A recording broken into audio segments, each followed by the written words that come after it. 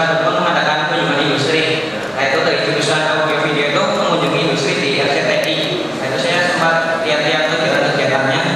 Itu lumayan mengasihkan. Apa aja yang mengasihkan? Ya kita bisa misalnya editing video, editing film gitu. Bisa. Berat. Udah pernah praktek? Tidak. Kamu pernah kerja lapangan tadi kayak teman-teman tadi? Buat apa? Dulu pas kelas 2 itu pelajaran di Indokom Robotik itu perakitan robot. Itu robotnya menggunakan ada yang menggunakan sensor suara, infrared. Yang kamu buat?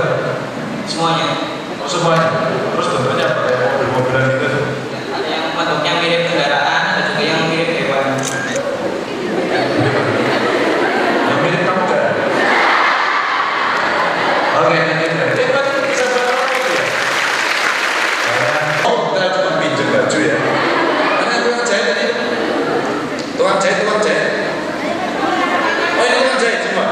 Oh, itu tulisannya semangat. Oh, semangat negeri 3. Konferensi. Oh, oke. Ya betul itu bisa belajar jahit. Ini yang bisa konveksi dan betul itu. Bisa jahit. Oh, pernah jahit. Jadi, brodol nggak jahit. Ini punya sendiri. Kamu udah jahit sendiri. Oh, luar biasa. Kalau kamu jahit nggak? Udah. Pernah jahit nggak sendiri apa? Oh sedang. Kalau teman-teman itu berarti jahit kamu pulang. Oh sedang. Ibu juga. Oh dijahit apa? Oh, ibunya dijahit daster. Karena memang pada saat dia bapak suka. Maka kerja di RCTI paling tak Gunung Pakul di situ. Tapi Gunung Pakul di situ. Gunung Pakul. Bisa kan? Nah, apalagi cuma Gunung Pakul lah. Saya buat sistem audio saja bisa, buat robot bisa. Nanti multimedia ya. Multimedia termasuk editing gitu semua ya. Termasuk rakit-rakit komputer juga ya. Buat film juga. Bisa kan? Pernah? Wow, semuanya begitu loh. Oh, luar biasa. Mana kamu mirip wajahnya kayak dari Damara ya? Oh, sendiri Allah. Ini sini cewek-cewek ini. Oke. Maka keyakinan yang mesti satu. Setelah tadi sampaikan betul. Integritas kita itu di sini. Perilaku kita mesti baik, maka mesti jujur dan tidak terus seperti itu. Kalau kita bisa mengulangi semuanya itu, boleh SMK itu. Saya pernah ketemu pembina SMK, namanya Pak Bob Sadino. Pak Bob Sadino. Rupanya Pak Bob ini membina SMK banyak. Sehingga saya datang. Dia bekerja sama dengan beberapa SMK pertanian dan ternyata luar biasa Pak Kemcik. Pak Bob ini waktu saya datang ke Kemcik itu di apa namanya tokonya dia sampaikan dia menjual mall apa namanya semangka, melon, terus kemudian bukan yang kecil-kecil durian. Itu ternyata yang dijual itu semangka melonnya bukan yang segini. Terus saya tanya, semangka dan melon kok cilik-cilik? Mas Ganjar, sampai nggak tahu pasar. Itu pembelinya bule-bule. Di daerah Kemang ini. Dan tiap malam itu penuh bule belanja. Terus saya tanya kenapa melon sama semangkanya kecil-kecil? Ternyata pasangan keluarga itu tidak banyak. Seperti di Banyumas, anak ibu tulas gitu kan. Di sana kadang-kadang nggak punya anak, sehingga berpasangan dengan dua. Maka melon itu dibeli yang kecil. Yang kecil ini sekali makan habis. Dia tidak akan simpan. Jadi itu bagian dari bagaimana pasar itu dibaca. Maka Pak Bob ini kemudian mengorder kepada beberapa SMK, tolong carikan jenis yang bisa cepat tumbuh dan nggak usah gede-gede. Dan harganya aja saya nggak suka dibeli.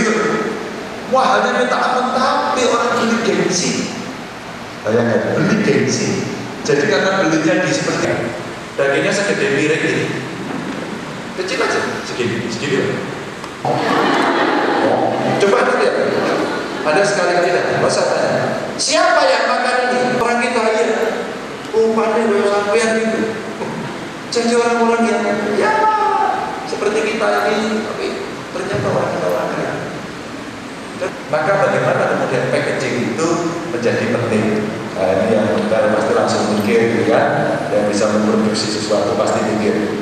Nah, kalau kita bisa memasuki pasar itu, pasti akan luar biasa, menambah nilai jual dari keahlian-keahlian itu.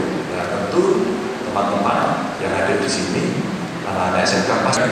Maka kalau kemudian kita bisa mendapatkan nilai lebih dengan cara membuat desain yang bagus, tapi sudah ada pamerannya, bahkan itu tidak baju-baju ya. Ada yang mau tanya? Ada yang mau tanya? Tunjukkan. Tadi ujung kiri mana ya? Ya, main. Boleh main depan. Kamu depan. Kamu depan sini.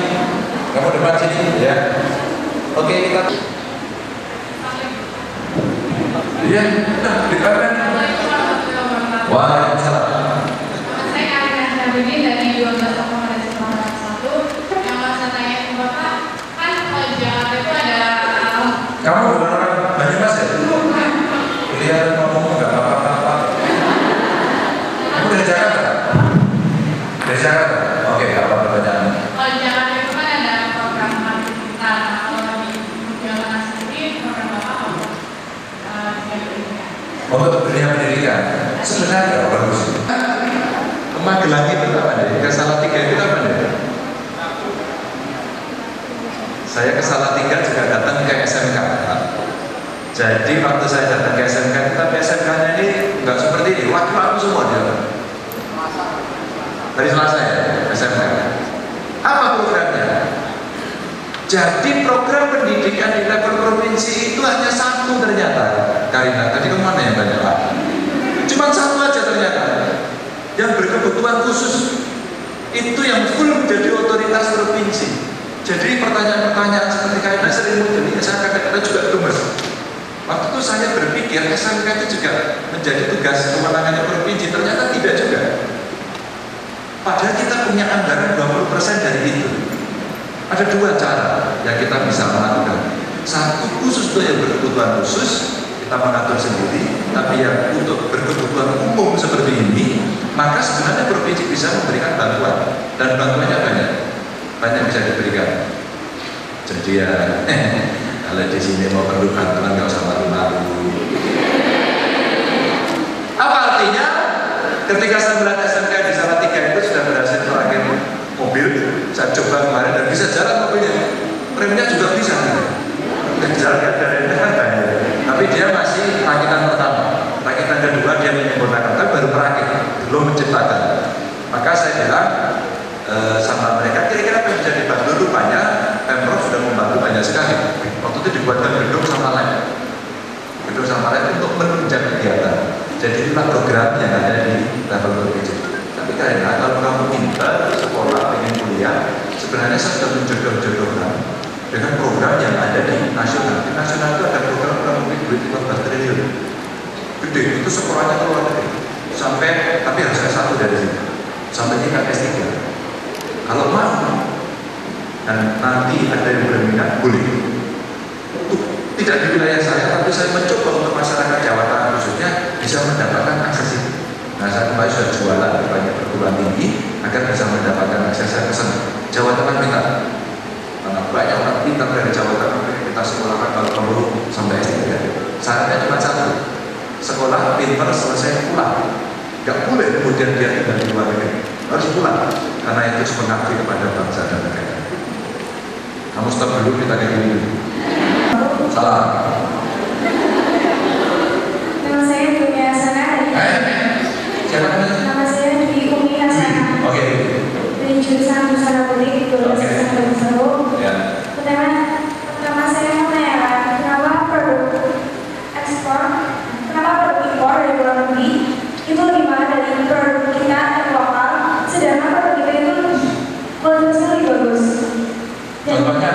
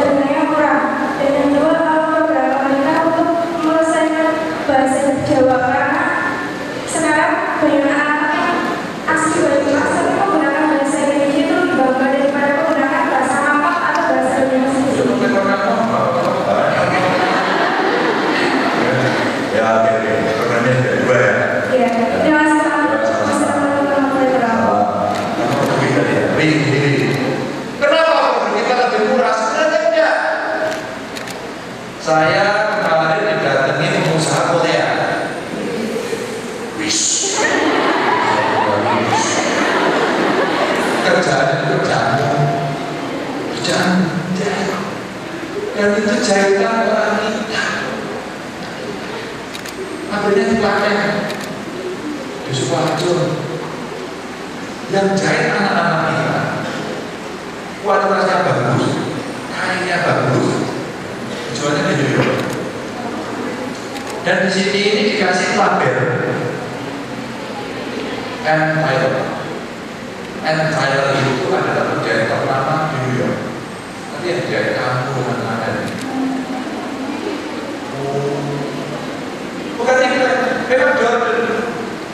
Jadi yang jahit kamu dikasih label itu dijual di sana, mahal sekali. Apa yang jadi pertanyaan ini? Pakai cerita politik dagang. Dagang kita jualan, apa yang kita jual? Brand. Memang terkenal atau tidak?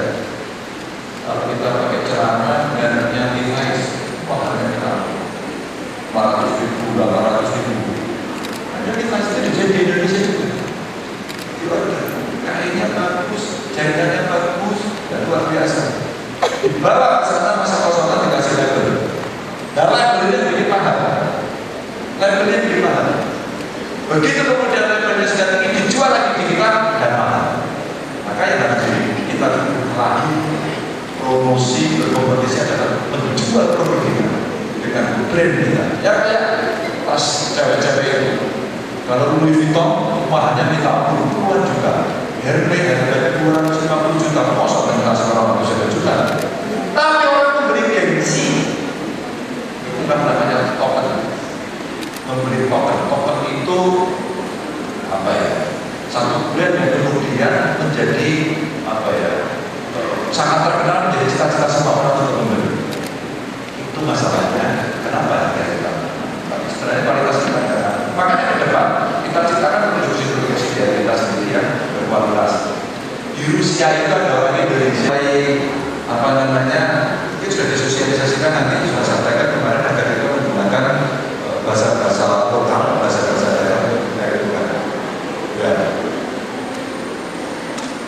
Ya nggak ada, kalau nggak ada dibuat aja. Kan kita bisa. Saya mendorong, boleh nggak kalau hari Jumat itu English Day, jadi hari itu berbahasa Inggris. Agar orang bisa berbahasa Inggris. Mungkin hari Sabtu